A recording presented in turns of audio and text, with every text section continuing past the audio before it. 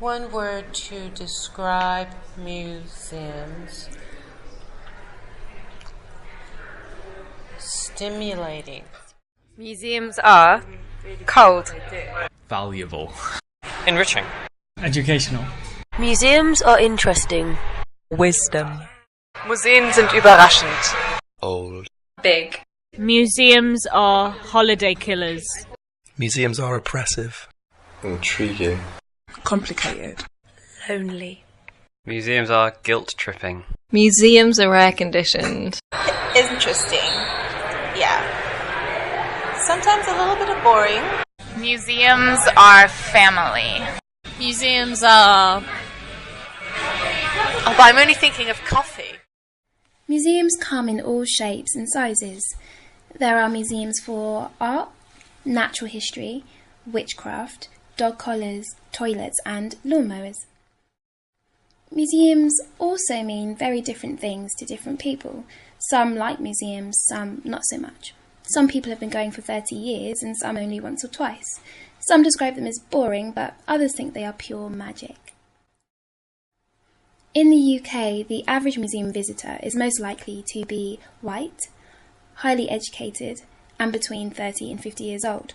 The population of the UK, however, is much more diverse than that.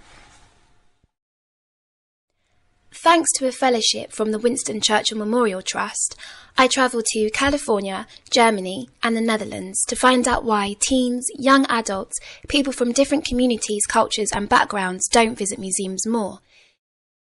In short, why is it that museum audiences do not represent the general population of the UK?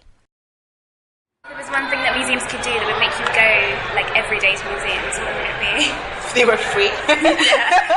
Easy answer in the United States is money, but that's not the answer for the UK, right? Cost is often preventative, so museums are seen as expensive, and luckily we're free for 18 and under, but they don't necessarily know that. Students pay €4 entrance in our museum and adults 8. And €8 entrance is a bunch of money for most people. And if people decide, do I go tonight with my friends to the cinema for €8 or I go to the museum this afternoon for 2 hours, there are a lot of people deciding on the cinema. Maybe if it was more accessible, although this one is pretty cheap. Yeah, definitely. $3 to get in is good. Yeah, a lot of them would range to like at least $10. Yeah. Probably. And being a college student, it's not easy. Yeah. Is it a barrier when a family has to think about, okay, when we would like to go into the museum, we have to pay for 2 adults, kids are free, but at least we're talking about 20 or 30 euros. So, wow, if you don't have money, it's too much. Would the people come if we would be free? This is another question. The city of Oakland is one of the most diverse cities in the United States of America. We have a quarter African American, a quarter Latino, a quarter Asian American, and a quarter Caucasian.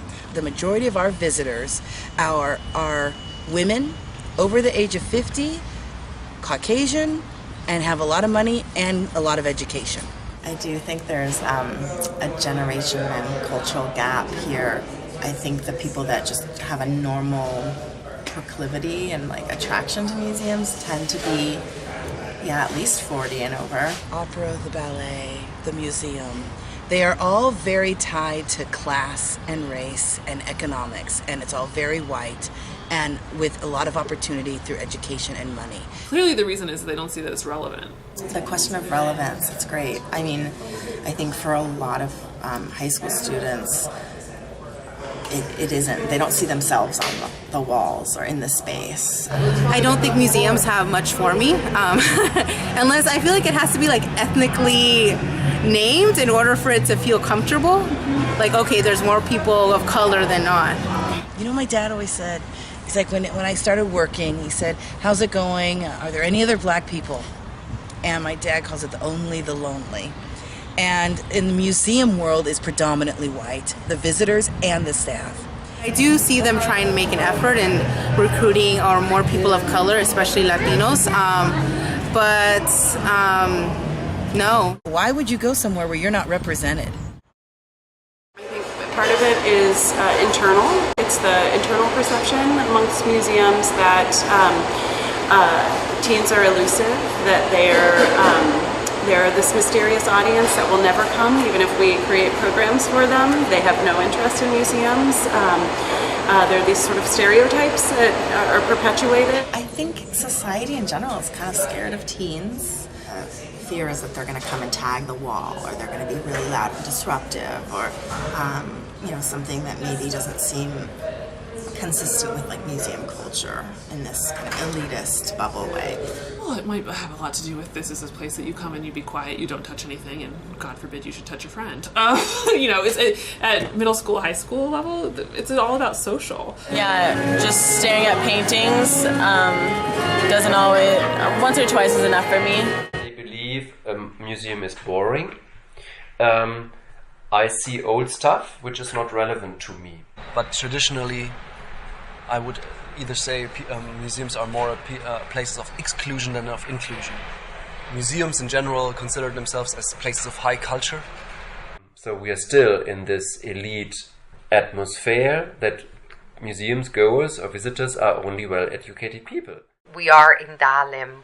We represent the state museums of Berlin. Upper class and and if you look at our museum entrance, it's this end of the 19th century neoclassical. So it's and the door is always closed. So am I allowed to open the door? So some things that might prevent more people visiting museums include shelling out for museum entrance fees, a lack of diversity among museum staff, the stereotype of museums being boring, stuffy and only for the highly educated, and museums having little relevance to people's lives. What then are different organisations doing to change these? I think for us, we're a museum of art and history, and we're using that to build a stronger community. So art and history is still infused in everything that we do, but our mission is really directed towards connecting people and bringing people together. And there's some visitor surveys, I guess it was last year, that was really gathering information about who's coming to the museum and who's interacting in our space. And what we saw was that the demographics of our city in terms of age, in terms of income level, in terms of location, really match our visitors, which is really exciting. What doesn't match is the ethnicity, so we're really focused intently on that. We're actually mostly a bicultural community, so we have a 30% Latino population in our county, and then the other majority is mostly white, and so we're really focused right now on being a space that is welcoming, inclusive, and representative of our Latino community that's here in Santa Cruz.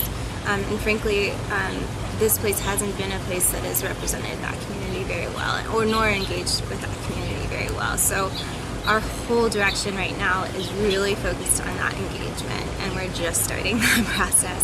We collaborate with over 2,000 people every year. And of those 2,000 people, this next year we're really focused, and this year right now, focused on more intently searching out Latino collaborators, and all of our exhibition labels are bilingual, and we're moving towards more bilingual marketing materials this year, which is exciting. In 2010, we learned that only 15% of our neighbors knew we were even here. Being 4 blocks, 7 acres at the base of Lake Merritt, and Lake Merritt is one of the jewels of Oakland, that no one knew we were here meant then who is coming? So we started to do audience research, and we hired firms, and we started to learn about our visitors more. We determined, with some support, financial support from the James Irvine Foundation, that we would focus on people of color in some target neighborhoods that were low income, and that we were not going to say, oh, please come to the museum. We were going to go to them. The thing I've learned is that if you want somebody to be involved, you actually have to involve them. From the beginning. You have to find out, what they want, but also have them develop the program.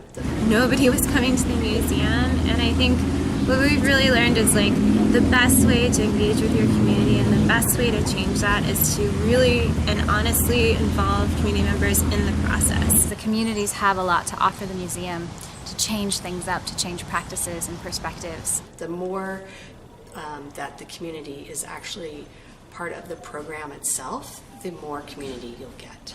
even in Cologne, where the city is well known for arts museum and others, the average visitor in our museum is older than 50 years. We set up a quite diverse program to attract different people. We also have some days, like we call it African Day, where all the different community groups with connection to Africa work together in January. The African Day is then the biggest, where we had on the best days around 4,000 visitors for one day, and normally we have about 200 or 300. We work together with the communities. They have some spokespeople, they have some artists, they have some, handicraft guys. So what is really interesting, also not only for old museums visitors, but for people from everywhere and from every age group, people are producing their self, they are producing their thinking of their cultures, and they like to present it. And we made the experience that there are so big potentials living here, and that they really need only the stage to be there. So we can give them the room and the stage to present themselves. Americans in general are very curious about culture and want to go learn about it authentically. So that's where, like in the civil rights movement, we started doing cultural programming that was about ethnic-based festivals. So we have our Days of the Dead celebration, community celebration every October. We have a Lunar New Year celebration. That trend for the last 30, 40 years of this is how we're going to have a day to honor people of the Philippines, we're going to have a day to, but there's no day to honor being Black. Well, I'm Black every day. I'm not just Black during Black History Month. So we are now almost finished with an app that also tackles this queer perspective. And since we did not want to other with this app, we have this queer narrative alongside with different narratives as well, because otherwise you do, as a lot of museums do, for example in the UK, is this Black History Week. So there is normal history and there's Black history, and on the one hand I think it's great and enormously important, and on the other side you other, because you say you have the dominant narrative and you have the Black History Week. For a week, And the same goes with this stickering of LGBT TI, or it's queer history. I feel the pressure of the 21st century of being a part of, okay, how do we represent every day? So for instance, in our programming, we honor Black heritage with African diaspora music influence every first Friday of the month. We honor the diaspora of the Latino music every second Friday of the month. So every month it's coming out through our music, and our programming is now not only during Black History Month or during Hispanic or Latino Heritage Month, it's all year.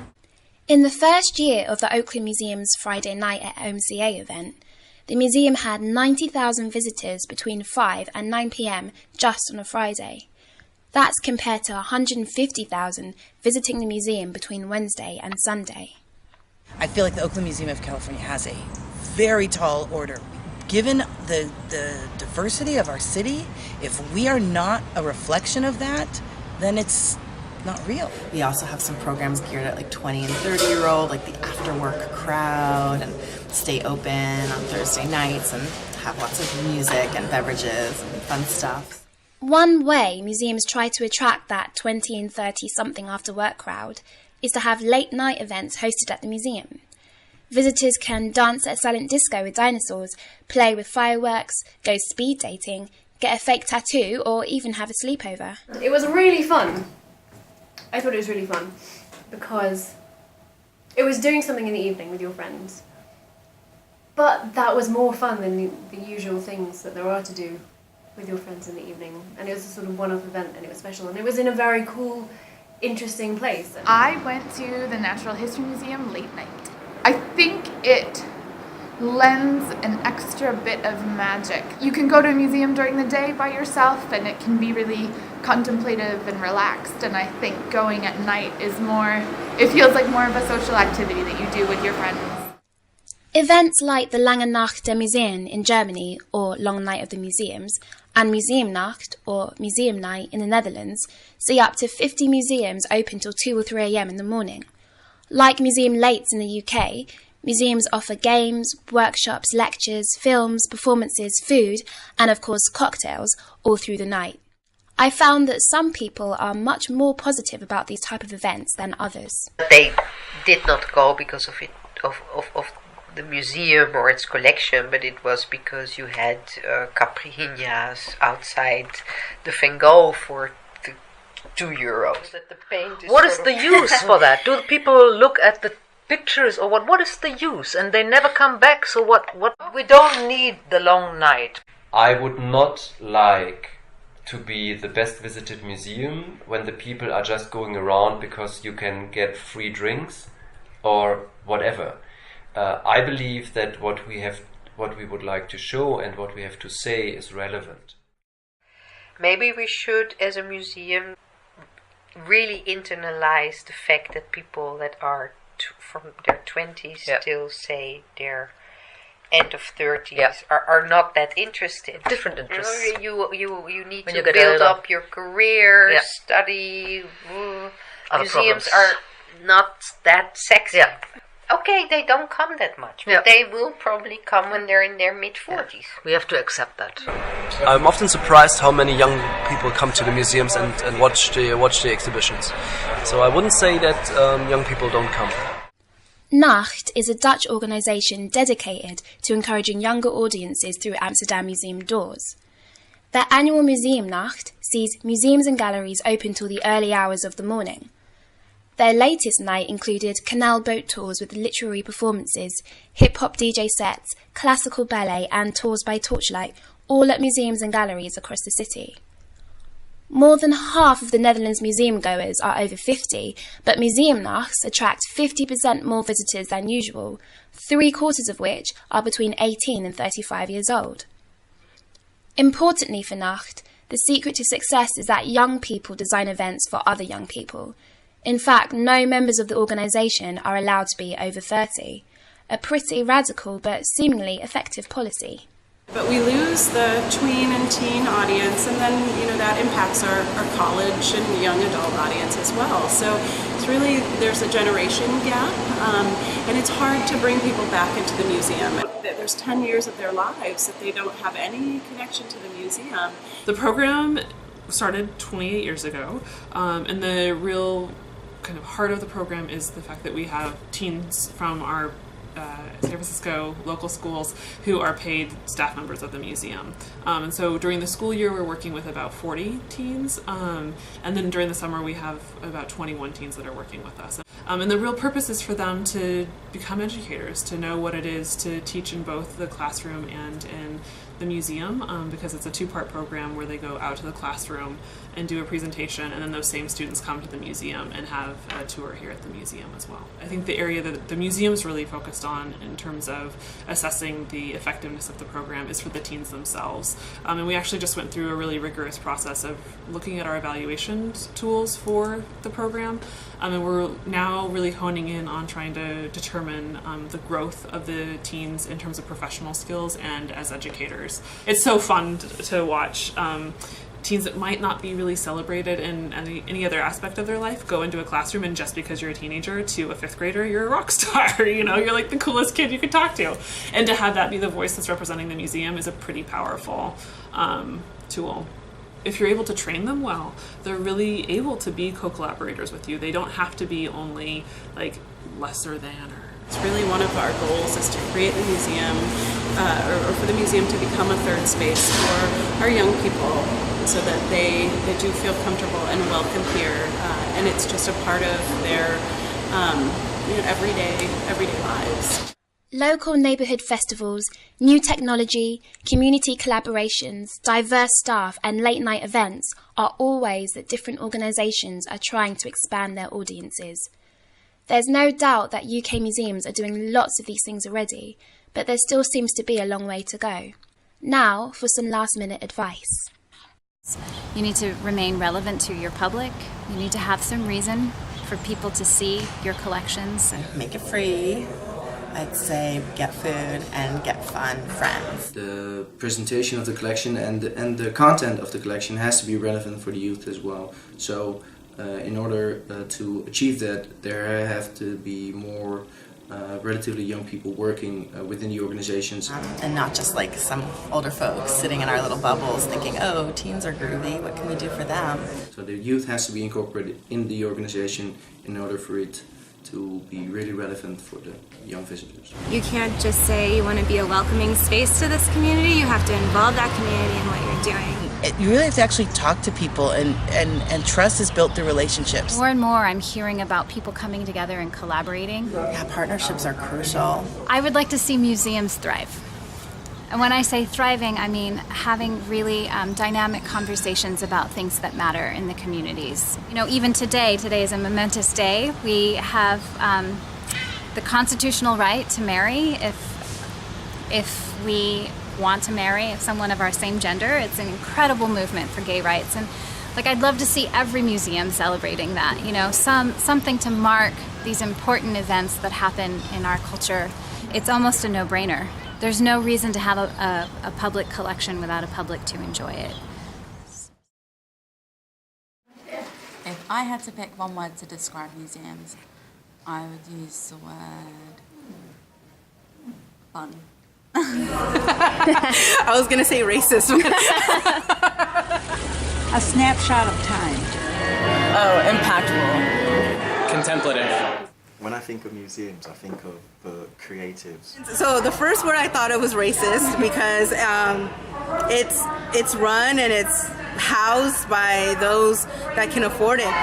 But in another sense, I find it very liberating because when I do see pieces that represent my community and my loved ones, and that is really cool. Like, I used to find them boring, but now I find them engaging.